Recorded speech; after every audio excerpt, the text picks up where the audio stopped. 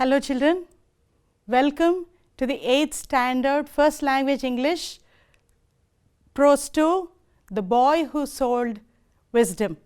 Today you will be listening to the first session of this lesson. Before we go to the lesson today, I would like you to keep your textbooks, your notebooks and your pen ready. Whenever you are asked to write down something, please do it and do it as fast as possible. Now, let us quickly look into a short story before we go to the main lesson. Once King Akbar received a letter from a neighboring king. It read, Dear King Akbar, please send a pot full of wisdom. If not, accept that your kingdom has no wise men. Neighboring king. The king consulted his clever jester Birbal. Birbal requested the king to give him some time. The king agreed. So, Birbal grew a pumpkin in a pot and gave it to the king. The king sent the pot to the neighboring king, but with a note. It said, Dear neighbor, neither the wisdom nor the pot must be damaged. If either of them is damaged, be ready for a battle. King Akbar. The neighboring king was surprised to see the pot full of wisdom. He realized his mistake and begged King Akbar to forgive him. How did you like this story, children? Now, shall we answer some comprehension questions on this? Yes, look at the first question that has come up. What was the demand of the neighboring king? Yes, could you answer it? Yes, the answer is the neighboring king wanted Akbar to send him a pot full of wisdom. Now, let's move to the second question. How did Birbal get a pot full of wisdom? Yes, very good. Birbal got a pot full of wisdom by growing pumpkin in a pot. Can we put wisdom in a pot? Yes, you all know that Birbal was wise. So, what did he do? He grew a pumpkin in a pot and that was how he got a pot full of wisdom. Next question. What is the meaning of a pot full of wisdom? Yes, I just told you now. A pot full of wisdom means as much wisdom that can be filled in a pot. Now, what was it that was filling the pot here? A pumpkin. So, here literally Birbal wanted to say that a pot full of wisdom, according to Birbal, a pot full of wisdom was a pumpkin. Let's look at the next question. What condition did Akbar lay to the neighboring king for using the wisdom? The neighboring king had to separate the pot and the wisdom without damaging either of them. If you have got the answers right, children, let us understand how we get wisdom. How do we become wise? Yes, if you recall, you have been listening to lot of moral stories. You have been listening to lot of stories which have taught us so many lessons. Yes, lessons. We learn lessons even from the mistakes that we make. Don't we learn? Yes, we do learn. And also, we learn from experience. Now, the experience need not be only our own experience. It can also be the experience of other people in life. We may see and learn, we may read and learn, we may experience and learn. So, all these things put together make us wise. Do you agree with me? Yes, I am sure you will agree and give this a thought always. Now, let's quickly move to the next concept. Yes, there is something to tickle our brains. Have you heard of William Archibald Spooner? Okay, if you have not heard, here it is. William Archibald Spooner was an Anglican priest noted for his absent-mindedness and for supposedly mixing up the syllables in a spoken phrase. Yes, mixing up the syllables in a spoken phrase, which resulted in a comic effect. Such phrases became known as spoonerisms, and they were named after him and are often used humorously. Now, so Archibald Spooner is the father of spoonerism. You know, he would make so many such spoonerisms, now which we commonly call as the slip of the tongue. What do we call them, children? The slip of the tongue. Yes, here I have given a few examples for you. You hissed my mystery lecture. That was what he said. What did he intend to say? What did he want to say? He wanted to say, you missed my history lecture. So, he has actually jumbled up the syllables of the two words missed and history. Now, here are three more sentences which I would like you to guess and tell what he really wanted to say. Will you quickly note it down? Come on, write it down. The second one, you are fighting a liar. You are fighting a liar. The third one is, my dear tons of soil. My dear tons of soil. Next one, it's roaring with pain. It's roaring with pain. Have you finished it? Okay. Now, let's learn some new words, children, before we go to the main text. The first word is wisdom. Experience and knowledge put together will give us wisdom. How do we use it in a sentence? We will also learn that now. Here is an example that is coming up. Buddha shared his wisdom with his disciples. The next word that has come up is furious. It means very angry. Now, how do we use it? I was furious when he crashed into my car. The next word is stormed. Rush in quickly. Now, let's see how it is used. The commandos stormed into the hotel room in which the terrorists were hiding. Can you see the picture? What are the commandos doing? They are storming into the hotel room, which means they are rushing into the hotel room. We shall move to the next slide. What does it say? It speaks of a contract. The meaning of contract is an official written document. Now, how do we use it in a sentence?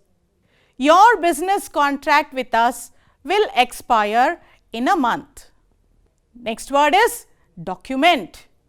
A document is an official paper, book or electronic file that can be used as evidence or proof of something.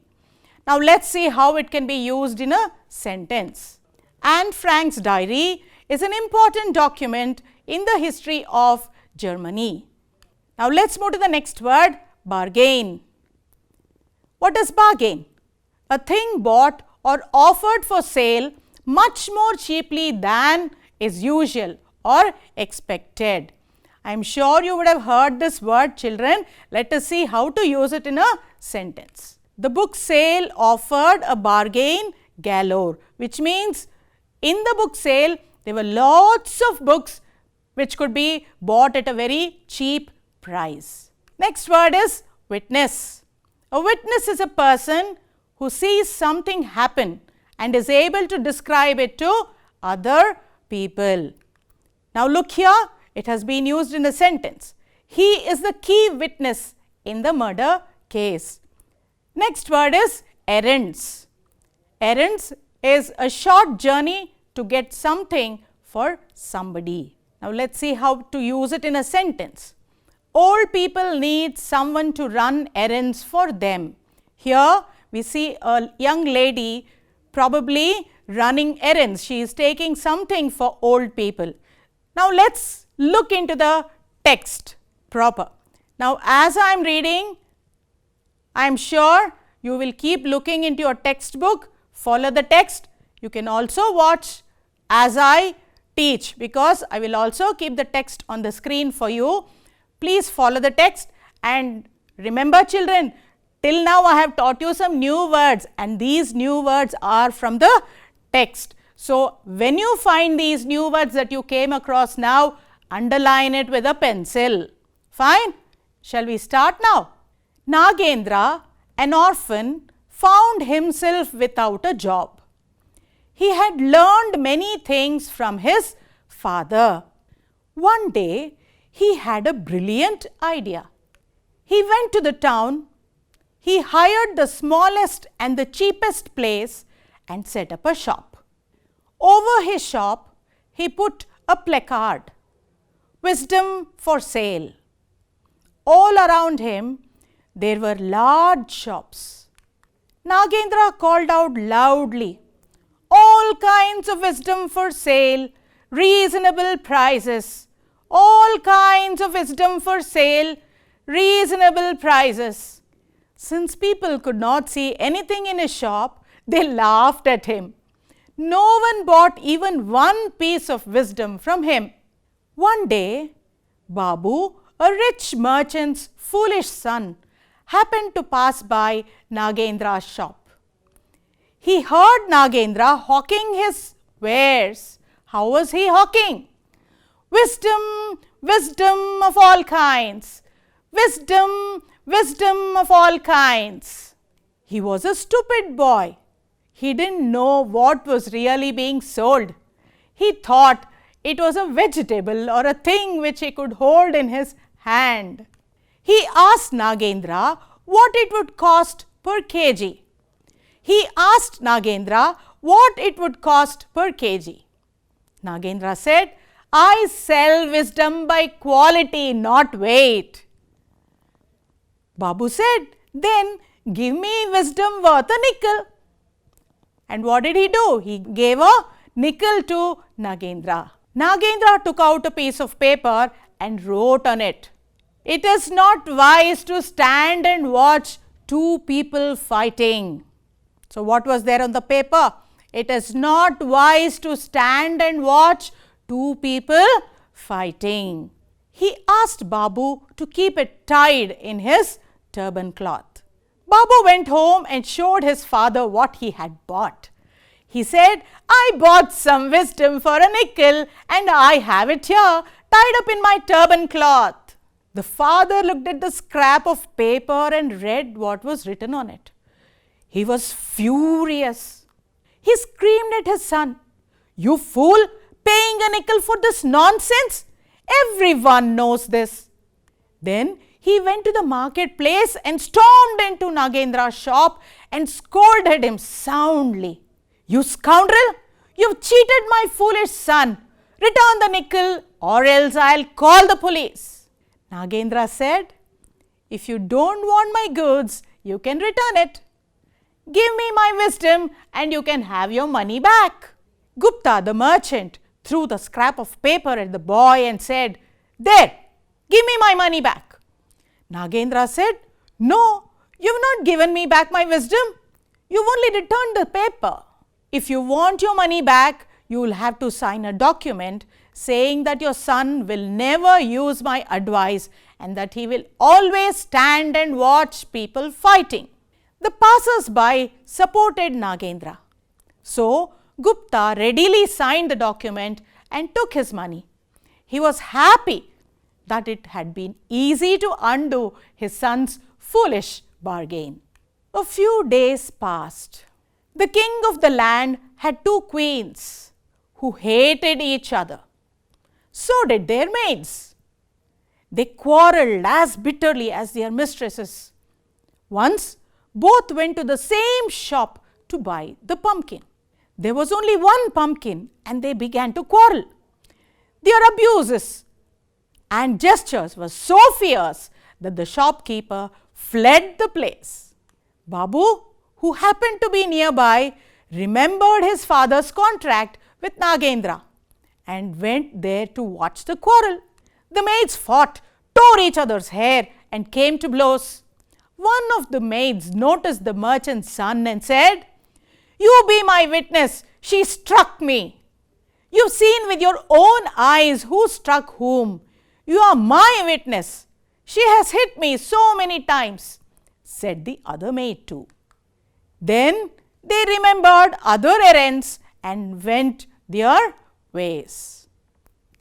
Yes, now till here we will be closing today's session, textual session. Now, let us see how well we have comprehended the story till here. Now, answer the questions.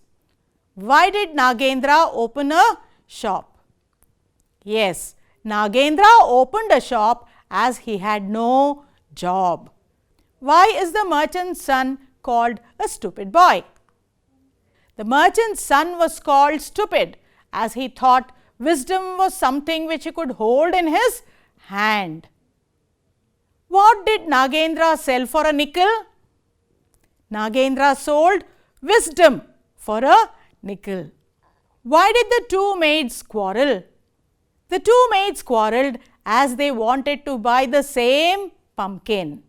Now, let's see if you can answer these multiple choice questions. So, what should you do? You have to choose the correct answer to complete the statement. The first one comes up here. Nagendra's brilliant idea was to sell his advice, to sell his idea, or to sell wisdom. What do you think is the right answer? What was his brilliant idea? Oh, it is not to sell his advice. It is not to sell his idea.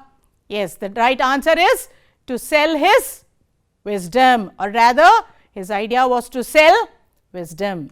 The next question is coming up. Wisdom was bought by Mr. Gupta, Babu, or people. Who bought the wisdom? It's not Mr. Gupta or the people. So, the right answer is Babu. Let's move to the next question. Babu's father was furious with him because he lost a nickel, he bought wisdom for a nickel, he bought a turban for a nickel.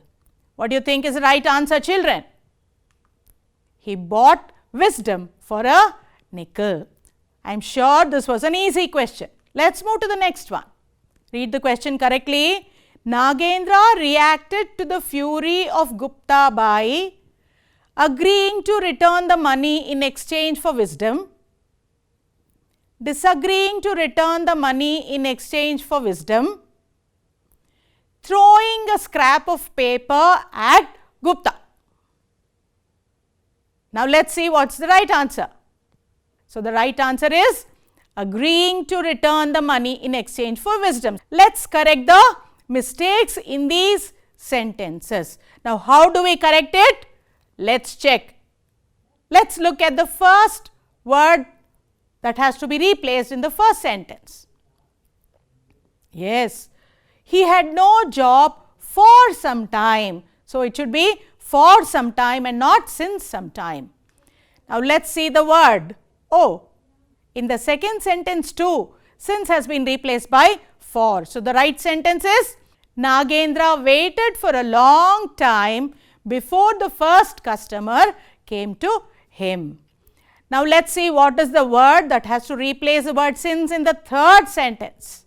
Yes, even here it is for. So, what is the right sentence here? For some time nothing significant happened. Now, these two words for and since, they are used in sentences when the speaker wants to talk about something that started in the past and continues till the present or even into the future. So, these two words, that is for and since, are prepositions used to express time. Now, let us quickly look into some of the examples to understand this difference between since and for. I have been living in Dharwad since 2010. So, look at this sentence, children. Now, what does it mean? Now, observe how the word since is being used. It is being used before a word that suggests a point of time in the past. Now, we are in 2020. Now, we are talking of 2010, which means it is a time in the past, or you can also say since is used with a starting point of time in the past and that which will continue till now, and sometimes it can also move forward. See, this graphically represents here. I have shown it in the form of a graph here. The line here suggests time. What does it suggest? It suggests time here. So, here we have 2010, which is the time in the past, and we have the time 2020, which is the time or the present time. Now, what is the gap of time between 2010 and 2020?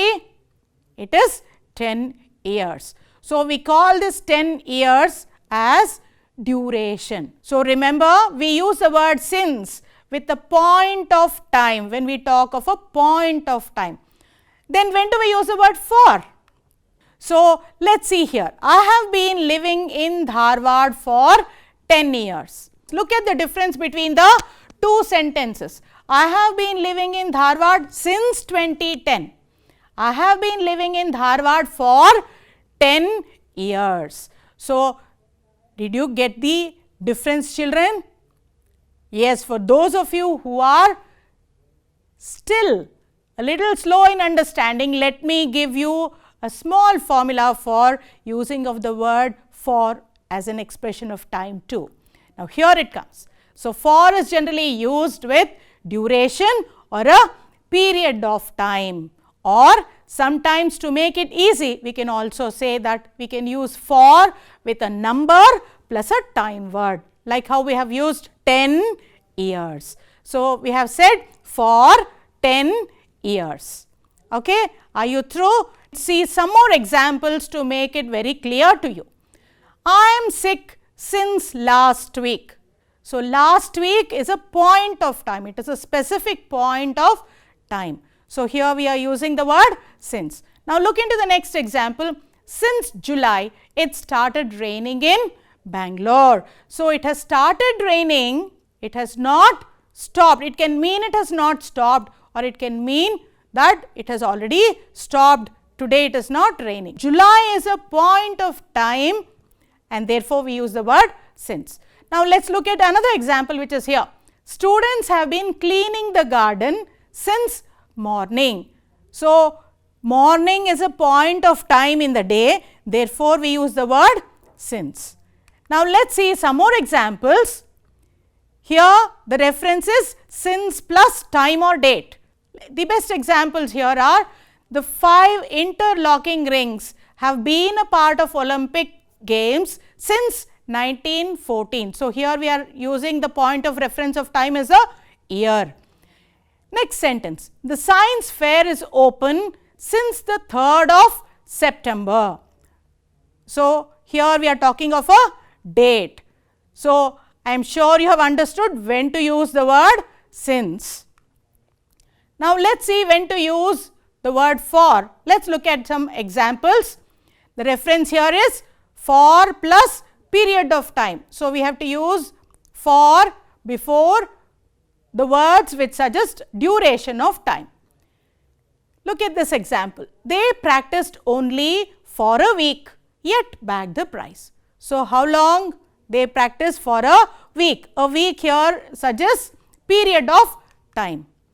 British have ruled our country for more than a century. So, here again it is a period of time, a century's time is a period of time. Please lend me your storybook for some time. So, here it is indefinite, even in this case we use for some time. For a long time the country had to face severe drought. So, again here, yes, I am sure you understood that it is a period of time. Let us move to the next set of examples where we talk of for being used with number plus a time word. Shall we look at the examples, children? We must exercise for 30 minutes every day.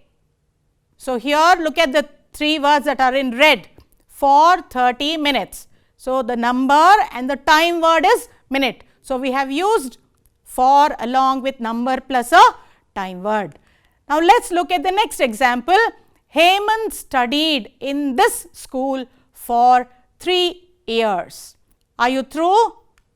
Are you with me? Yes, I am sure you will be able to recognize the difference between since and for. Now, we shall move to some of the home assignments that I would like to give to you. Take your pens, Be ready to note it down. The first assignment or the task is the dictionary work. Now, what should you do? You have to find the meaning of these words. Use a dictionary. The first word is banished. The second word is persuade. Next one, feign. The fourth word is ruse. Let's move to the next assignment. Yes, look at this statement here. I do not sell wisdom by weight. I sell it by quality. Now, what should you do? You have to